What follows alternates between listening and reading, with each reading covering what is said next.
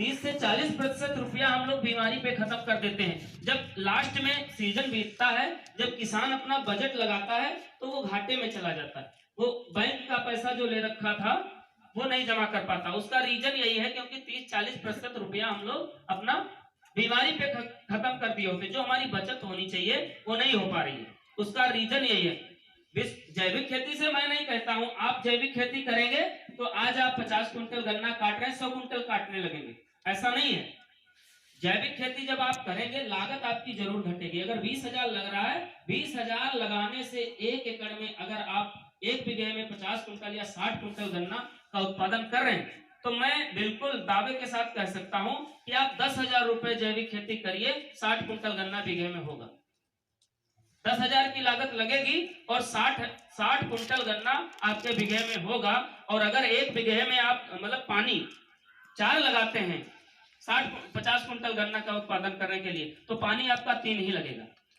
तो हमारा सबसे पहली जो बचत होगी पानी की बचत होगी।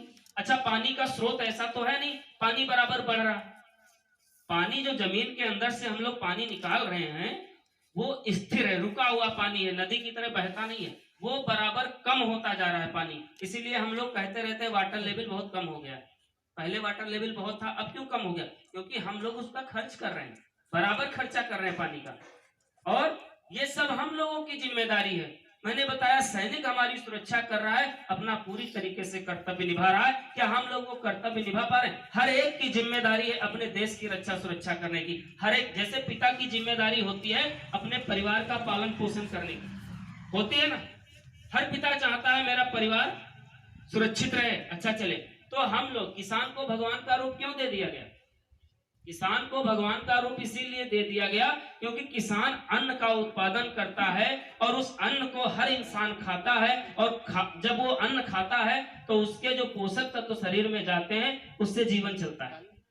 तो पालनहार किसान को कहा गया है और हम किसानों को अपनी पद्धति को बदलना होगा। हम लोगों को फिर से उसी परिवेश में जाना होगा। आपकी लागत, अगर आप जैविक खेती करेंगे तो आपकी लागत उतनी ही लगेगी जितनी आप लगा रहे हैं, लेकिन पैदावार 10 से 40% आपकी बढ़ेगी। जिस खेत में आप 50 कुंटल गन्ना का उत्पादन कर रहे हैं 60 कुंटल गन्ना उसमें जरूर आएगा। हमने 3 बीघे अपना गेहूं लगाया, 3 बीघे, उसमें मैंने एक दाना यूरिया न एक दाना डीएपी कुछ नहीं डाला है। मेरे पास फोटो है उसके गेहूं के, और गेहूं मैंने सिर्फ परीक्षण किया। मैं चाहता तो बीज दुकान से ले लेता, लेकिन मैंने जो कोटा राशन की दुकान से गेहूं मिलता है मैंने वो बीज डाला है खेत में।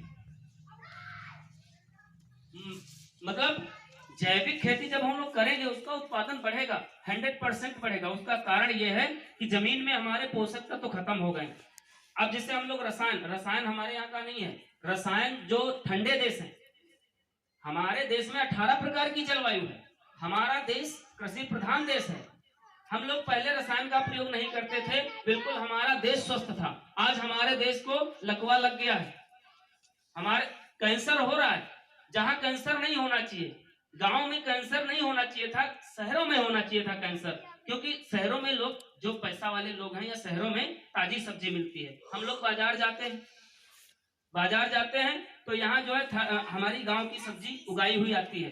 शहरों में क्या होता है कि बड़े बड़े ज्यादा से ज्यादा कीटनाशक जहाँ प्रयोग होते हैं। शहरों में जब कोई सब्जी खरीदने जाता है तो जो अच्छा, जैसे टमाटर खरीद रहा है, जो अच्छा टमाटर जिसमें एक भी दाग ना लगा हो वो टमाटर लेता है कि नहीं। और हम लोग जब बाजार जाते हैं तो चलो थोड़ा बहुत दागी है वो भी खरीद लाते हैं। तो जिस टमाटर में कोई दाग नहीं होगा तो उसको हमें सोचना चाहिए ना इस पे बड़ा स्प्रे हुआ होगा, दाग नहीं लगी, उससे ज्यादा केमिकल का प्रयोग उस पे हुआ है। इसलिए शहरों में ये बीमारियां होनी चाहिए थी, वो होती भी थी। आज के 10 साल पहले डायबिटीज गांव में नहीं था, कैंसर गांव में नहीं था, जोड़ों का दर्द गांव में नहीं था, मोटापा गांव में नहीं था। लेकिन अब ये सारी बीमारियां गांव में प्रवेश कर रही हैं। उसका कारण यही है कि हम लोगों ने रासायनिक खाद बढ़ा दिया ज्यादा उत्पादन के लिए। बढ़ाने के लिए हमारी मजबूरी थी, सभी चाहते हैं मेरा उत्पादन बढ़े, लेकिन हम लोगों को बदलना होगा। हम लोग जो आए हैं अपनी जय माता दी समाज सेवा संस्थान के माध्यम से सिर्फ जागरूक करने का काम, मेरा काम है। गांव गांव में जाऊंगा और किसानों से, अपने युवाओं से, मजदूरों से, गरीबों से बात करूंगा कि आपके पास 1 एकड़ जमीन है तो आप 3 बीघे जो गेहूं आप अपने खाने के लिए बोते हैं, कम से कम उसमें जैविक खेती करें। पूरी खेती मत करें, आप लोग खुद जैविक करने लगेंगे। जैसे हम लोग थोड़ा सा रसायन डालते थे, आज पूरे खेत में रसायन डालने लगे। लेकिन आने वाले टाइम में जब आपको जैविक खेती से प्रोत्साहन मिलेगा, जैविक खेती से आपकी फसल अच्छी आएगी, तो आप लोग ऑटोमेटिक डालने लगेंगे इसी जैविक प्रोडक्ट। अब फिर हम लोगों के पास ऑप्शन नहीं है कि हम लोग कौन से प्रोडक्ट डालें, क्योंकि हमारे देश में लूट भ्रष्टाचार बहुत ज्यादा है। आप जान नहीं पाएंगे कौन आता है मुझे कैसे लूट के चला जाता है, बहुत है भाई। क्या है, आप यूरिया भी लाते हैं तो वो भी नकली है, उसमें भी मिलावट आने लगी है। आप डीएपी भी लाते हैं नकली, क्योंकि कंपनियां ज्यादा इनकम करने के लिए लोकल माल बना रही हैं। भाई क्यों? हॉस्पिटल बढ़ गए हैं, जितने हॉस्पिटल नहीं थे आज 10 साल पीछे 10 गुना हॉस्पिटल बढ़े हैं, 1000 गुना मेडिकल बढ़े हैं। कोई छोटा मेडिकल रखे, बहुत से डॉक्टर बढ़ गए हैं, कोई बिना प्रैक्टिस का है कोई प्रैक्टिस का है, लेकिन बीमारियां भी बढ़ी हैं।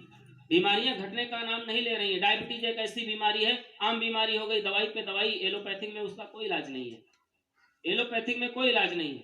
और दवाइयों में क्या है, हम लोग जो एलोपैथिक दवा करते हैं उसमें साफ साफ लिखा होता है ड्रग्स। ड्रग्स माने जहर, यानी एक जहर को खत्म करने के लिए हम दूसरा जहर अपने अंदर डाल रहे हैं। तब तो वो खत्म हो जाएगी तो दूसरी आ जाएगी। कहीं ना कहीं हम लोगों के साथ में खिलवाड़ किया जा रहा है और हम लोग उसको बराबर बर्दाश्त कर रहे हैं। किसान को चाहिए कि उसकी अच्छा। एक बात बताइए भाई साहब, आपने अगर 3 बीघे गेहूं बोया है, उसमें मेहनत करी है, तो कितना हो जाएगा यूरिया डीएपी डाल के? नहीं, मान लीजिए आप नहीं डाले, कोई तो डाले है। मैं एक सबकी बात पूछ रहा हूँ, एक औसत की बात पूछ रहा हूँ। 3 बीघे में गेहूं कितना होना चाहिए? 9-10 कुंटल हो जाना चाहिए। मान लीजिए आपने 3 बीघे में 2000 रुपए लागत लगा दी 9 कुंटल गेहूं लेने के लिए। वही 2000 रुपए में आपका 9 कुंटल गेहूं हो जाए और वो जैविक हो जाए, आपका कोई नुकसान होगा क्या? भाई कोई नुकसान होगा क्या? नहीं होगा ना, नुकसान नहीं होगा। लेकिन हम लोगों को थोड़ा सा बदलना पड़ेगा, अपनी किसान की पद्धति को बदलना पड़ेगा और एक विश्वास करना पड़ेगा। हम लोग इस नाते विश्वास करें कि हम लोग जो गेहूं का उत्पादन करेंगे, जो धान का उत्पादन करेंगे, वो सिर्फ अपने जीवन को सही करने के लिए करेंगे। हम बीमार ना पड़े इसके लिए करेंगे, हम इसलिए करें। हम नहीं कहते आपके पास 50 बीघे जमीन है, आप पूरे 50 बीघे में जैविक खेती कर दें, आप घाटा न झेलिए। लेकिन उसको प्रैक्टिकल करने के लिए, एक नई शुरुआत करने के लिए, एक देश को रोग मुक्त करने के लिए, देश रोग मुक्त तभी होगा जब हम अपनी खेती को विष मुक्त कर पाएंगे। अन्यथा कोई ऑप्शन ही नहीं है, कोई ऑप्शन ही नहीं है बीमारियां घटने का। रोटावेटर जब 4 अंगुल लगा तो सर्वे हो रहा है भारत सरकार का, 2011 में सर्वे हुआ था। उसमें जितने कैंसर से पीड़ित व्यक्ति थे उससे 10 गुना कैंसर आज की डेट में हो गया।